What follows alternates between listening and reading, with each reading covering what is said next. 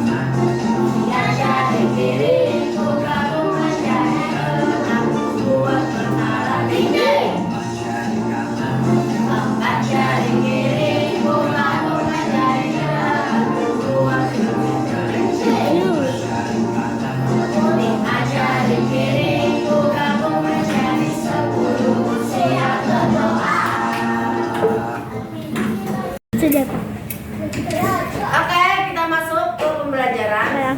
Minggu kemarin kita sudah membahas tentang simbol-simbol Pancasila. Nah, hari ini kita masuk ke gotong royong dan penerapannya sesuai dengan Pancasila. Perhatikan. Gotong royong adalah kegiatan yang dilakukan bersama untuk tujuan. Gotong royong itu dilakukan secara bersama. Tujuannya untuk baca bukunya. Tujuan bersama. Gotong royong dapat juga dilakukan untuk menolong orang tertentu. Nah, di sini gotong royong itu sesuai dengan nilai dari setiap sila Pancasila. Lihat, yang sila pertama yang ada di kolom ini, nah. Yang ada di kolom ini sesuai sila pertama. Silakan Kiara bacakan.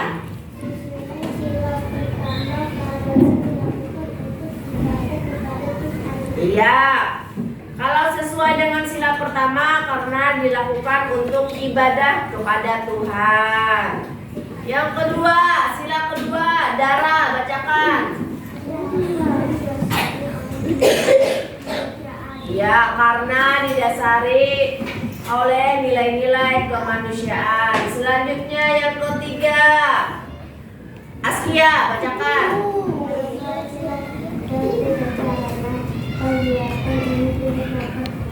Berjalan adanya persatuan peserta. Iya. Kalau menurut sila keempat, silakan baca Abrisa. Ibu capek. Karena musyawarah agar. Aku lagi lemah. Iya. Kalau menurut sila kelima, silakan dibaca Habibi. Lagi nih. Enak lumayan.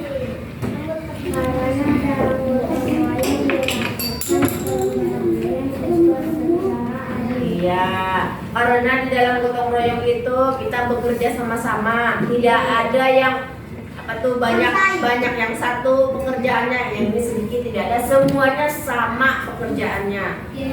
Lihat halaman 29. Nah, gotong royong itu namanya dibagi menjadi dua.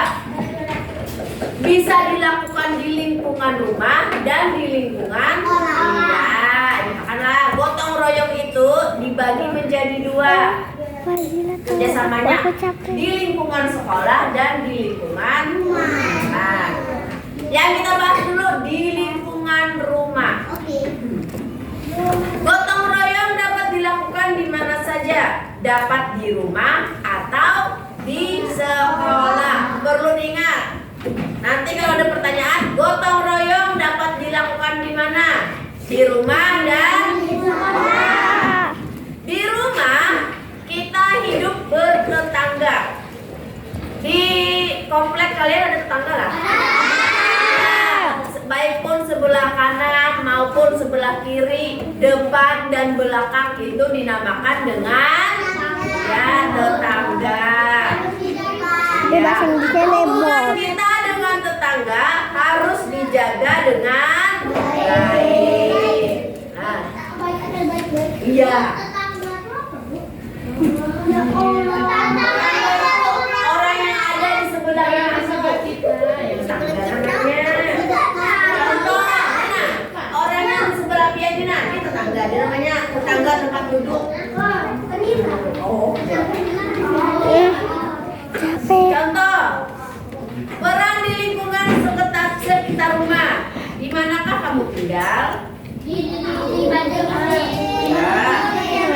Ya, di komplek apa gitu. Terus, bagaimana hubunganmu dengan tetangga? Tetangga adalah orang-orang yang tinggal di sekitar rumah. Nah, contohnya coba lihat di bawah. Contoh gotong royong yang ada di lingkungan rumah. Contoh nih, membawakan oleh-oleh adalah salah satu cara menjaga hubungan baik dengan tetangga. Dari 5 menit. Terus, tetangga adalah orang pertama yang dapat membantu kita jika kita membutuhkan bantuan. Misalkan kita terkena musibah, yang duluan membantu kita kan yang orang terdekat kita. Siapa tadi? Ya, kan tidak mungkin saudara kita kan tempat tinggalnya enggak kompleks sama kita. Dia bisa di kompleks di mana. Nah, yang membantu kita yang pertama kali itu otomatis ya, makanya kita harus baik-baik sama tetangga. Ya, terus oleh karena itu kita harus menjaga hubungan baik dengan tetangga. Ulangi lagi. Gotong royong tadi apa? Gotong royong tadi apa, yo? Arti dari gotong royong itu contohnya kegiatan yang dilakukan secara bersama-sama. Tujuannya untuk kepentingan bersama. Ingat. Silakan buka halaman 30.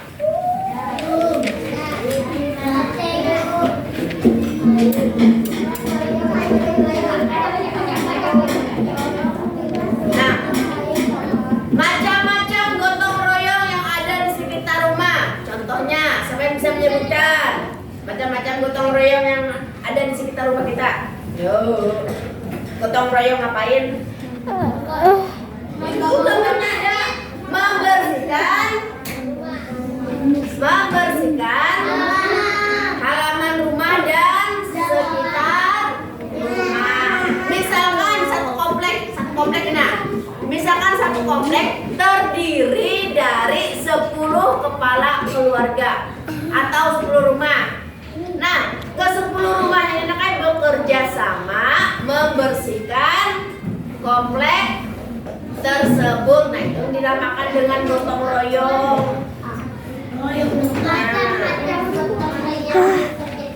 Ya, contohnya itu kegiatan gotong royong bersama tetangga. Nah, itu salah satu contohnya.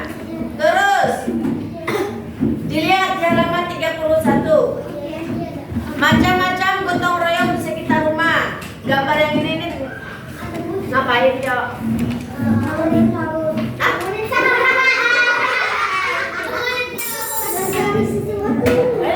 Coba dilihat. Ada senter, ada pentungan. Ngapain? Ronda malam atau penjaga malam. Penjaga malam. Fungsinya untuk apa? Fungsinya untuk apa? Tolong. Menjaga lingkungan. Hazila tolong. Iya, menjaga lingkungan rumah atau Pegangin tempat bawahnya. tinggal. Pegangin Selanjutnya, ini ngapain ya? Ya, misalkan ada tetangga kita yang sakit dan membutuhkan pertolongan ke rumah sakit. Nah, ini contohnya. Capek. Salah satu tetangga membawa tetangga kita yang sakit itu ke rumah sakit. Nah, itu contohnya. Oi, macam-macam gotong royong yang ada di rumah. Sudah. Macam-macam gotong royong tadi yang pertama apa? Ini tadi nah, hari kata kilo. Ini membersihkan Enak. membersihkan lingkungan sekitar rumah bersama. Terus yang kedua, iya, menjaga malam. Tujuannya untuk menjaga supaya lingkungan Aku capek. aman. Yang ketiga, kalau ada 9. tetangga yang sakit, ya kita membantu membawa ke rumah sakit. Bisa diingat. Nah, yuk bacakan lagi yang di halaman 31. Gotong royong tidak hanya berupa kegiatan fisik. Gotong royong dapat juga berupa kegiatan sosial. Contohnya, merencanakan sumbangan untuk membantu warga yang mendapat musibah. Nah, itu gotong royong juga. Gotong royong berupa apa itu? Berupa sumbangan.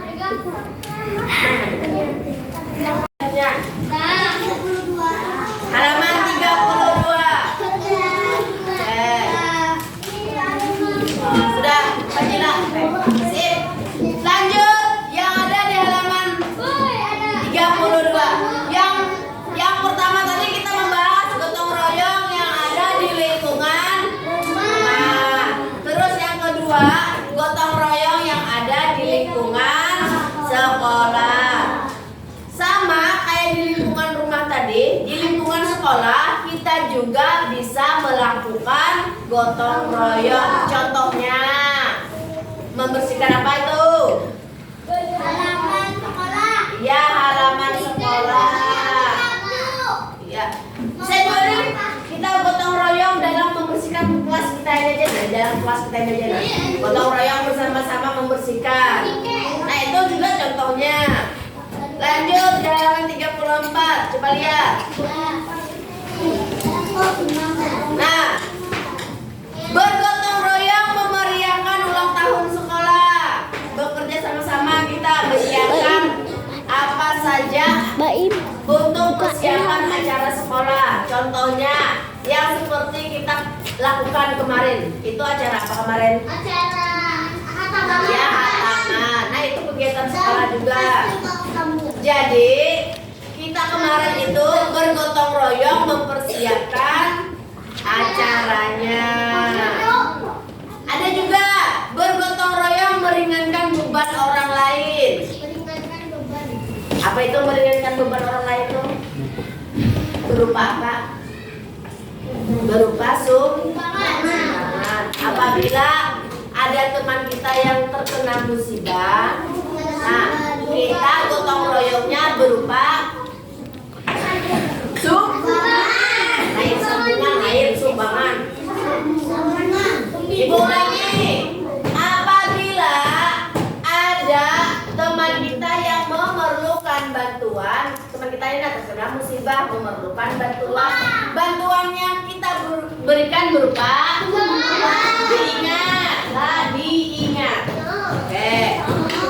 Lanjut halaman 35. Nah, ini perlu diingat. Lahirnya Pancasila. Yang pertama, tokoh perumus Pancasila. Itu ada 3 tokohnya.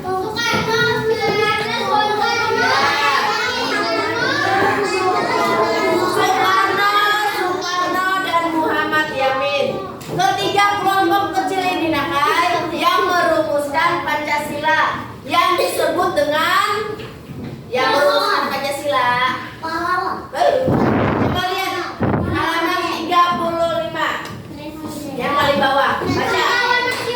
Dibaca. 1, 2, 3. Apakah kamu mengenal tokoh-tokoh pada gambar di atas? Nah, mana? Ada gambarnya Bapak Soekarno,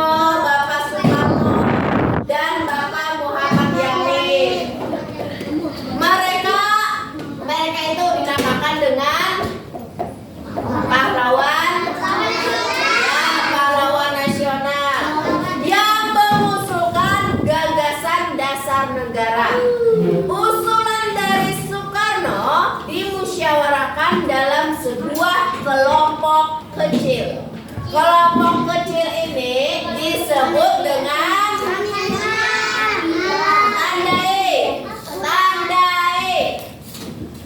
Kelompok kecil itu dinamakan dengan panitia 9 tandai. Ditandai, kalau ibu nyuruh tandai itu pasti ada toh. Ibu ulangi. Kelompok kecil yang mengusulkan gagasan negara tadi itu dinamakan dengan panitia 9. Perlu diingat, ingatkan. Iya, benar. Digarisi. Iya. Digarisi. Nah, panitia 9 digarisi. Ya, ingat itu. Oke, sampai di sini ada yang ditanyakan sebelum kita latihan? Bulan nggak ada. Ibu tanya lagi. Gotong royong tadi dapat dilakukan di mana? Kalau di rumah kita ngapain? Apa aja tadi gotong royongnya? Ya, membersihkan lingkungan rumah. Terus? Nah, iya tuh bisa juga. Terus apa lagi? Ya sudah menjaga dia. Menjaga alam. Terus apa lagi yang ketiga? Apa yang ketiga tadi? Kayak kalau ada tetangga kita yang sakit, kita membayar. Terus kalau ada tetangga kita yang terkena musibah, kita membantu dalam bentuk itu gotong royong juga. Kalau di sekolah apa? Ya, piket bisa. Terus apa lagi?